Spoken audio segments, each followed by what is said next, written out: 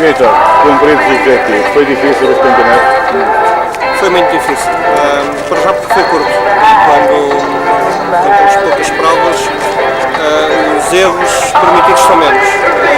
Felizmente correu tudo bem, o carro foi ótimo. A emoção bati e estraguei a pontuação de uma das manhas, mas de resto acho que foi bom. E embora houvesse poucos carros, foi discutido até alguma prova. E além de tudo, desejar um campeonato com uma vitória? Sim, eu sonhava acabar o campeonato assim. Hoje, durante as mangas, geri um pouco as pontuações, na final ali decidido para ganhar, eu queria ganhar. Se conseguia não era outra coisa, mas de facto correu bem e penso que para mim seria por certo. Duas palavras, o que é que vai fazer o Vitor para o ano não sei, no futuro mais próximo não me vejo a fazer nada no off-road,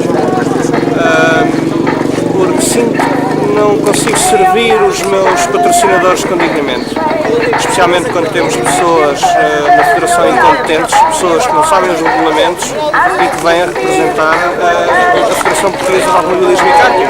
Quando chegamos a um briefing, à última prova do campeonato, e é proposto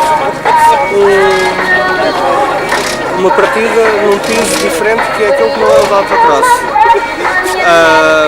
e uma joker lap perigosa, e depois, quando o representante da Federação não sabe se é permitido ou não,